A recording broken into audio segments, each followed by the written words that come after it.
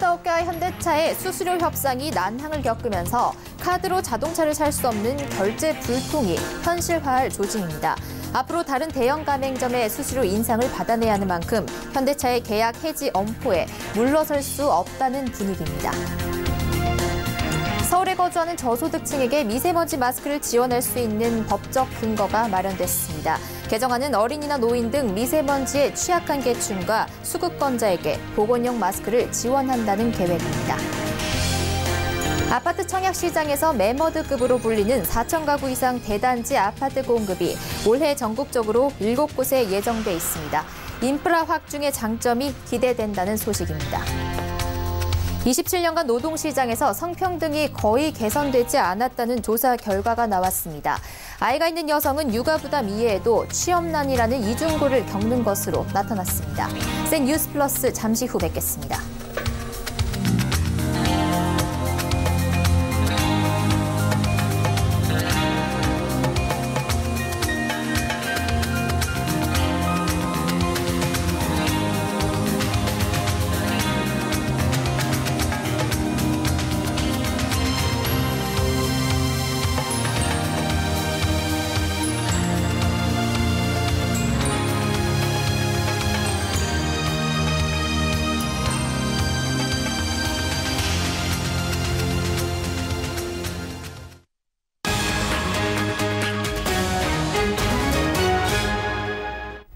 시청자 여러분 안녕하십니까? 센뉴스 플러스 양한나입니다. 카드업계와 현대차의 카드 수수료 협상이 난항을 겪으면서 카드로 자동차를 살 수 없는 결제 불통이 현실화할 조짐입니다. 카드사들은 지난해 정부가 발표한 수수료 개편안에 따라 대형 가맹점 수수료를 올려야 한다는 입장입니다. 앞으로 대형 마트와 통신사 등 다른 대형 가맹점의 수수료 인상을 받아내야 하는 만큼 현대차의 계약 해지 엄포에 물러설 수 없다는 분위기입니다. 정훈규 기자입니다. 현대자동차와 카드업계가 가맹점 수수료율 0.1%포인트 인상을 놓고 힘싸움을 계속하고 있습니다. 앞서 카드사들은 자동차를 카드로 살 때 가맹점으로부터 받는 수수료율을 1.8%에서 1.9% 수준으로 올리겠다고 통보했고 현대차는 차를 팔 때 카드를 받지 않겠다고 맞불을 놓은 상태입니다. 이번 주말까지 수수료 인상에 대한 타협점을 찾지 못하면 현대차나 기아차를 살 때 신한, KB, 삼성, 롯데, 하나카드 등 5개 카드는 사용할 수 없게 됩니다. BC카드 역시 14일부로 계약 해지를 통보받았습니다. 현대차와 카드사 간 협상에 진전이 없으면 앞으로 현대기아차는 현대카드로만 살 수 있습니다. 양측이 실무 미팅과 유선 통화 등으로 협의를 이어가고 있지만 분위기는 좋지 않습니다.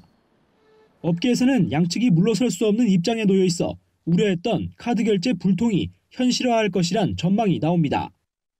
한 업계 관계자는 카드사들은 현대차보다 대형 유통 가맹점들이 더 신경 쓰일 것이라면서 유통사들에 비하면 자동차에서 나오는 수수료는 얼마 되지 않지만 여기서 밀리는 모습을 보이면 대형 가맹점들과의 수수료 협상이 불가능해지기 때문에 현대차의 계약 해지 통보를 보란듯이 받아들일 수 있다고 말했습니다. 현대차 역시 지난해 영업이익이 반토막 나는 등 경영 환경이 좋지 않아 수수료 추가 지출을 받아들이기 어려운 상황입니다. 한편 카드사들이 대형 가맹점 수수료율 인상에 나선 것은 금융당국이 지난해 발표한 카드 수수료 개편 방안에 따른 결과입니다. 이 때문에 금융당국이 카드사와 현대차의 갈등 원인을 제공해놓고 뒷짐만 지고 있다는 비판이 나오지만 당국은 업계가 알아서 해야 한다는 입장입니다. 금융위가 촉발시킨 사안에 대해서 뒷짐지고 있다는 표현은 그렇게 말씀하시는 분이 계실지 모르겠지만 저희는 전혀 동의하지 않습니다.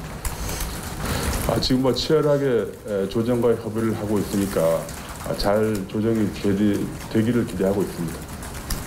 계약 해지라는 무력 시위까지 동원되는 협상 양상은 앞으로 대형마트와 통신사 등 모든 대형 가맹점과의 수수료 협상에서 반복될 공산이 커 보입니다. 서울경제TV 정훈규입니다. 서울에 거주하는 저소득층에 미세먼지 마스크를 지원할 수 있는 법적 근거가 마련됐습니다. 서울시의회는 8일 본회의를 열고 미세먼지 저감 및 관리에 관한 조례 일부 개정안을 가결했습니다. 정의당 권수정 의원이 대표 발의한 이 개정안은 어린이나 노인 등 미세먼지에 취약한 계층과 국민기초생활보장법에 따른 수급권자에게 보건용 마스크를 지원하는 내용입니다. 서울시는 노인복지시설과 어린이집, 장애인시설에 마스크를 지원해왔지만 이번 개정안으로 저소득층에도 지원할 수 있는 근거가 마련됐습니다. 조례안은 마스크 한 개 가격을 602원, 연 지급 수량은 1인 3개로 책정했습니다. 서울시 유치원생과 초등학생 50만 7천여 명과 저소득층 26만 4천여 명에게 지원할 경우 연간 약 13억 9천만 원의 예산이 필요합니다.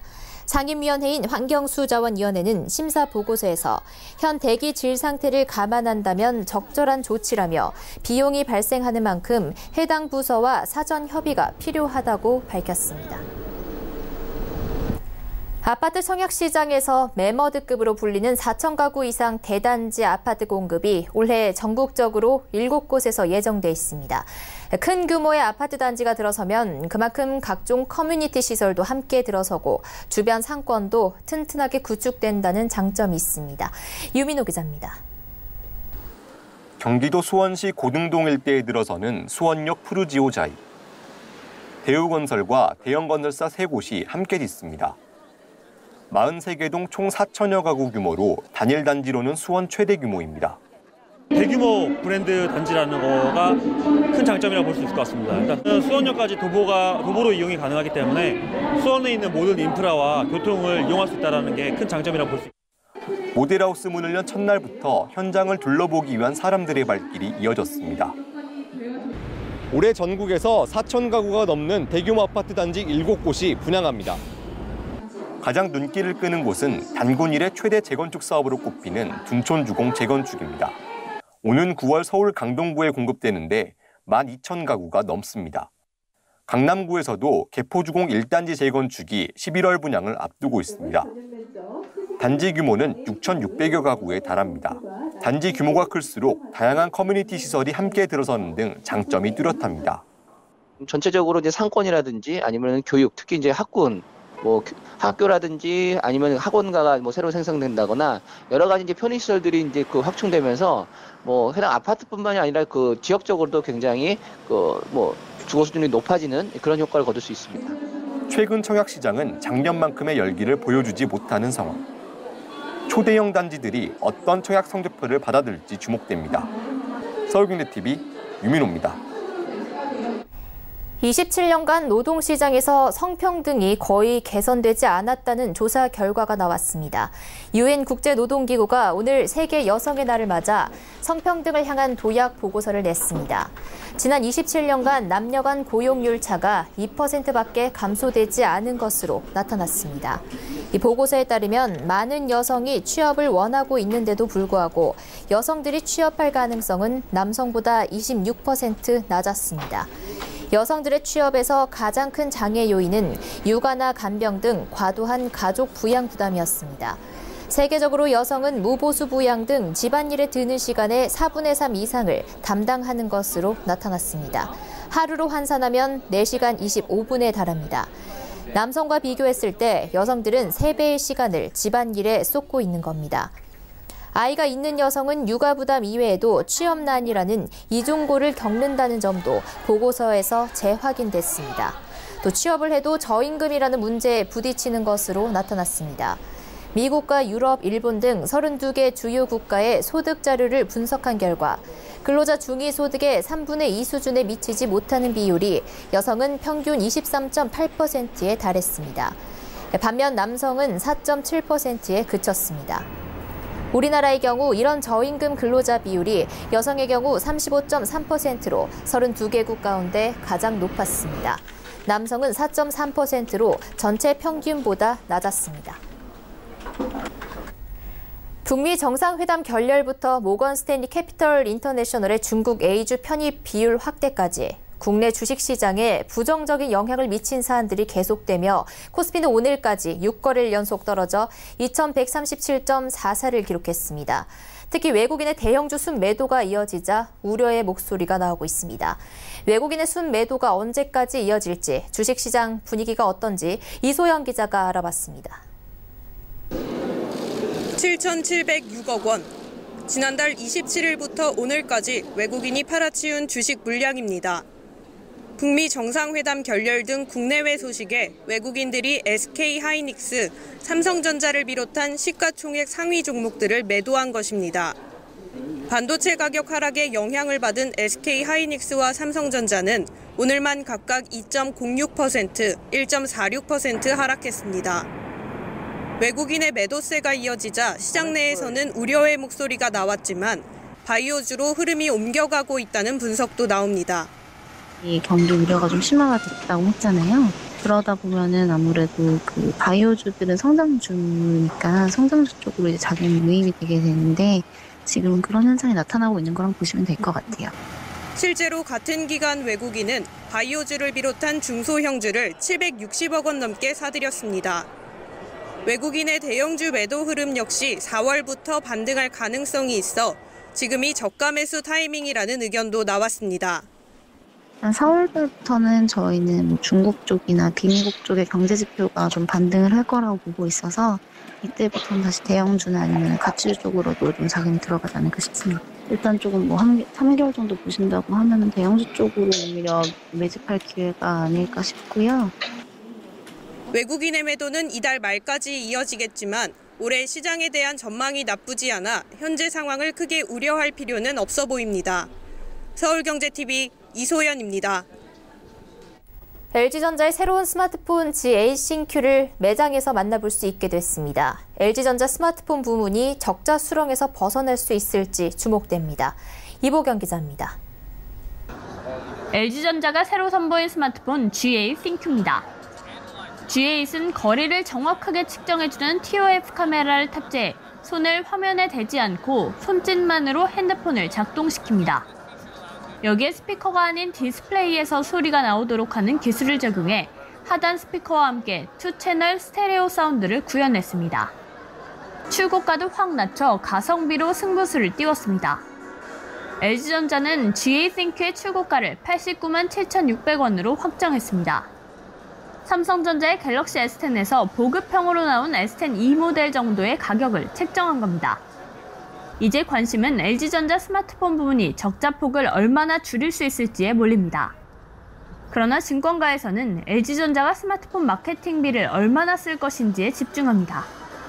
스마트폰 교체 주기가 늘어나면서 시장이 좋지 않아 판매량을 크게 늘리긴 힘들다고 판단하는 것입니다. 스마트폰 시장이 이제 교체 주기가 지연되고 있고 또 삼성전자의 신모델 출시를 본다면은 좀 이렇게 큰 폭의 판매량 증가를 기대하기는 좀 쉽지는 않다 보는 거죠. 의미 있게 적자폭은 줄기는 쉽지는 않다 봅니다. LG전자의 새로운 스마트폰 G8 싱큐는 오는 15일 통신 3사와 자급제 채널을 통해 예약 판매를 시작하고 22일 정식 출시됩니다. 서울경제TV 이보경입니다. 오늘 문재인 대통령이 7개 부처 장관을 교체하는 증폭 개각을 실시했습니다. 초대 장관 7명이 교체되는 역대 가장 큰 폭의 인사였습니다. 정권 3년 차를 맞아 각 분야별 전문가를 기용해 정책 성과를 내는 데 집중한다는 뜻으로 풀이됩니다. 고현정 기자입니다. 문재인 대통령이 오늘 중기부, 국토부, 과기부 등 7개 부처 개각을 단행했습니다. 박영선 더불어민주당 의원이 중소벤처기업부 장관에, 최정호 전 전라북도 정무부지사가 국토교통부 장관에 발탁됐습니다. 과학기술정보통신부 장관에는 조동호 한국과학기술원 교수가, 문화체육관광부 장관에는 박양우 중앙대 교수가 각각 낙점됐습니다. 또 행정안전부 장관에는 진영 의원이, 통일부 장관에는 김현철 통일연구원장이, 해양수산부 장관에는 문성혁 세계해사대학교 교수가 내정됐습니다. 초대 장관 7명이 교체된 이번 개각은 현 정부 들어 가장 큰 폭의 인사로 문정부 2기 내각이 사실상 완성됐다는 평가입니다. 특히 박영선 중기부 장관 후보, 진영 행안부 장관 후보와 최정호 국토부 장관 후보 등 5명을 관련 분야에서 손꼽히는 전문가로 기용한 것은 집권 3년 차를 맞은 문재인 정부가 성과 내기에 속도를 내겠다는 뜻으로 풀이됩니다. 이에 중소기업계에서는 기술 탈취, 노동시간 단축 등 당면한 중소기업과 소상공인 과제 해결에 필요한 적임자라고 생각한다며 대기업 중심의 기울어진 운동장을 바로잡아달라며 환영의 뜻을 밝히기도 했습니다. 한편 식약처장에는 이희경 성균관대 교수가, 대도시권 광역교통위원장에는 최기주 아주대 교수가 이름을 올렸습니다. 서울경제TV 고현정입니다. 대우조선해양이 산업은행의 관리를 받은 지 20년 만에 민영화됩니다. 오늘 산업은행과 현대중공업은 대우조선해양 인수를 위한 본계약을 체결했습니다. 산업은행과 현대중공업은 고용 안정과 자율 경영을 약속했는데요. 노조는 본계약이 체결된 사는 앞에 찾아와 투쟁을 벌이는 등 반발이 거셉니다. 김혜영 기자입니다. 초대형의 세계 1위 조선사 탄생에 신호탄이 울렸습니다. 산은과 현대중공업이 오늘 대우조선해양 매각을 위한 본계약을 체결했습니다. 이 자리에서 산은과 현대중공업은 자율 경영과 고용 안정을 약속했습니다. 또한 대우조선해양 신임 사장에 이성근 부사장을 선임했습니다. 현대중공업과 대우조선해양의 M&A에 관한 본계약을 체결하였습니다. 대한민국 조선업의 새 전기가 마련될 수 있도록 많은 분들의 협조와 지지를 부탁드립니다. 이와 함께 협력업체와 부품업체의 기존 거래선 유지에 힘쓰고 공동협의체를 꾸려 관계자들의 의견을 듣겠다는 계획도 내놨습니다. 방식은 산은이 현대중공업의 중간지주사에 대우조선 지분 56%를 출자하고 이 중간지주사의 주식을 산은이 받는 형태입니다. 그러나 아직 풀어야 할 숙제는 만만치 않습니다. 관건은 각국의 기업 결합 심사입니다. 경쟁국인 중국과 일본 등이 선뜻 승낙을 해줄지가 미지수입니다. LNG선에서 독보적인 기술력을 지닌 한국조선사의 독과점 우려를 표명할 수 있습니다. 노조의 반발도 거셉니다. 인력 구조 조정의 우려가 깊어지며 대우조선해양 노조는 오늘 본계약이 체결된 산은 앞에 몰려와 경찰들과 대치하며 상경투쟁을 벌이기도 했습니다. 서울경제TV 김혜영입니다. 우리나라 국민 10명 중 6명은 북한이 절대 핵을 포기하지 않을 것이라고 생각한다는 여론조사 결과가 나왔습니다. 한국갤럽이 지난 5일에서 7일 전국 만 19세 이상 1,003명을 대상으로 북한의 핵 포기 여부 전망을 조사한 결과 응답자의 64%가 북한이 핵을 절대 포기하지 않을 것이라고 답했습니다. 결국 핵을 포기할 것이라고 한 응답자는 28%, 의견을 유보한 응답자는 8%였습니다. 남북관계가 얼어붙어 있던 지난해 1월 첫 주 조사와 이번 조사를 비교하면 절대 포기하지 않을 것이라는 응답은 90%에서 64%로 26%포인트 줄어든 반면 결국 포기할 것이라는 응답은 6%에서 28%로 22%포인트 늘었습니다. 문재인 대통령이 10일에서 16일 브루나이와 말레이시아, 캄보디아를 국빈 방문해 한 아세안 협력관계 증진에 나섭니다. 올해 첫 해외 순방지로 아세안 국가들을 선택한 건데 출범 초부터 강조한 신남방 정책에 다시 고삐를 죄는 모양새입니다. 집권 중반기를 맞아 경제 활력 제고를 최우선 과제로 제시했다는 점에서 신남방 정책 속도를 높여 새로운 성장 동력을 확보하는 일이 어느 때보다 중요하다는 평가도 있습니다. 윤종원 경제수석은 오늘 기자간담회에서 말레이시아는 한류에 대한 인기가 아시아에서 가장 높은 나라라며 말레이시아 최대 쇼핑몰에서 한류와 한라를 결합한 전시회를 개최하고 협력을 강화하는 기회로 삼겠다고 말했습니다. 마지막 순방지인 캄보디아에서는 한국의 ICT와 과학 기술을 토대로 한 교류를 증진하겠다는 것이 문 대통령의 구상입니다. 실제 한국은 캄보디아의 실시간 거래를 가능하게 하는 금융 공동망 구축을 지원하고 있습니다. 문 대통령은 이번 순방에서 한반도 평화 프로세스에 대한 지지 확보에 주력할 전망입니다.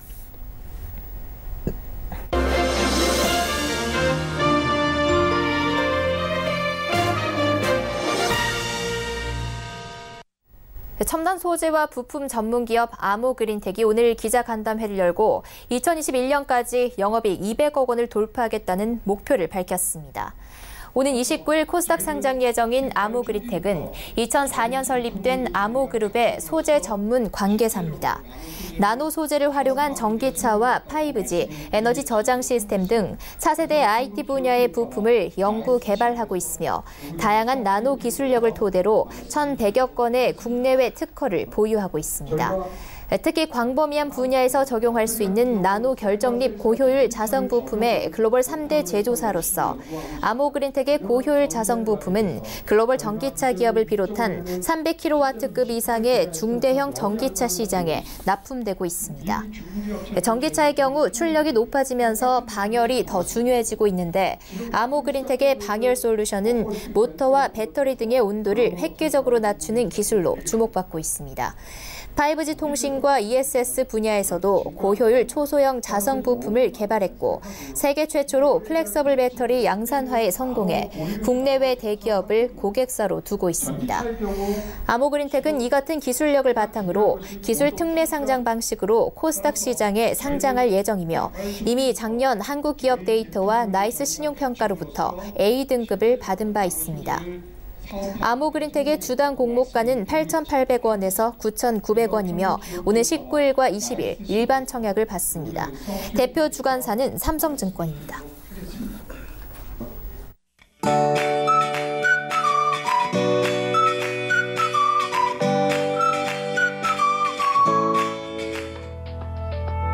안녕하세요. K웨더 라이프스타일 예보 오주호입니다. 오늘도 미세먼지 농도가 높은 가운데 내일 오전까지는 대기질이 좋지 않겠습니다. 오전에 수도권과 강원 영서, 충청도와 전라도는 나쁨 단계, 경상도와 제주도는 한때 나쁨 수준을 보이겠고요. 오후 들어서는 그 농도가 옅어지겠습니다. 호흡기 관리에 각별히 신경을 쓰시기 바랍니다. 한편 내일 저녁부터는 전남과 제주도에 비 소식이 있습니다. 전남과 경남은 5mm 미만의 비가 내리겠고요. 제주도는 5에서 20mm의 비가 내리다가 이 비는 모레 일요일까지는 이어지겠습니다. 다음은 위성 영상입니다. 현재 전국이 대체로 맑은 날씨를 보이고 있습니다. 내일은 고기압의 가장자리에 들다가 남서쪽에서 다가오는 기압골의 영향을 받겠습니다. 다음은 자세한 지역별 날씨입니다. 중부지방은 춘천의 아침 기온 영하 3도로 곳곳이 영하권으로 떨어지는 곳이 있겠습니다. 출근하실 때 옷차림 따뜻하게 하셔야겠습니다. 동해안은 종일 맑은 날씨가 이어지겠습니다. 낮 최고 기온은 강릉과 울진 15도가 되겠습니다. 남부지방은 한낮에 기온이 크게 오르며 포근한 날씨가 이어지겠습니다. 부산은 14도, 광주와 대구는 16도까지 오르겠습니다.